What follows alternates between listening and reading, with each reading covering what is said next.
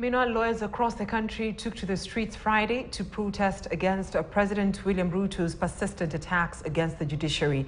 LSK President Eric Theory, who led the protests in Nairobi, called on President Ruto to stop the anti-judiciary utterances, terming them a serious interference to the independence of the judicial arm of government. KTN's political affairs reporter David Muthoka tells us more.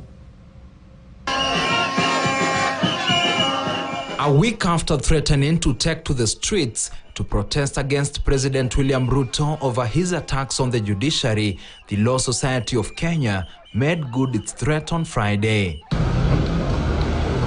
All LSK branches in the country rallied lawyers to come out in numbers to demonstrate against the president's anti-judiciary remarks.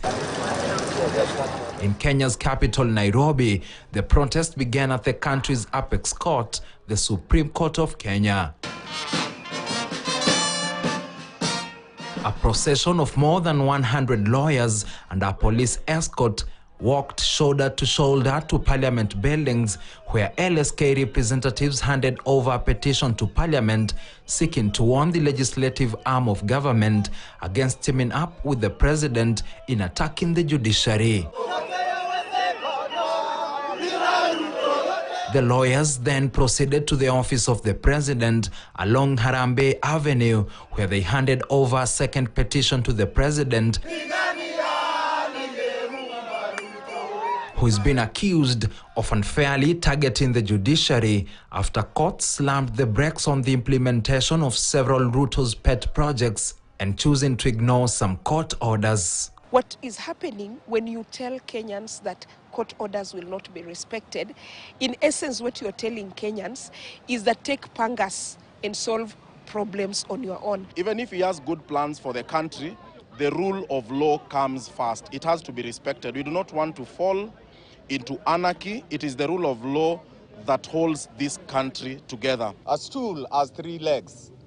So if the president breaks one leg, the leg of the judiciary, and I think he has also broken down the leg of parliament, then he will not be able to sit down on that stool to be able to govern the country under the constitution. The Law Society further told President Ruto that they will not hesitate to pursue other legal avenues of putting him to task should the attacks persist. We will continue in this endeavor and will take all necessary action to ensure we uphold the rule of law. Even if it will require us to engage in this process once again, we will do so.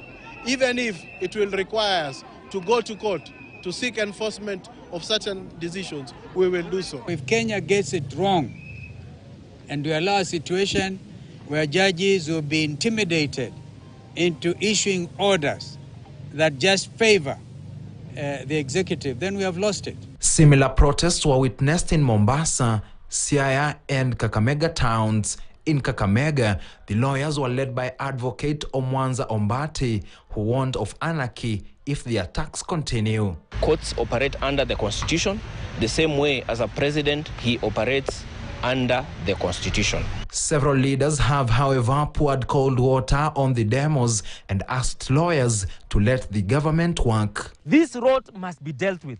So we are going to deal with corruption in the judiciary, we are going to deal with corruption in the executive, and we will make sure that we talk about the corruption also in the legislature. The Law Society of Kenya ati wanafanya maandamano against the president, na yule mkubwa yule mtu ambaye anatembea nao ni Kalonzo Musyoka.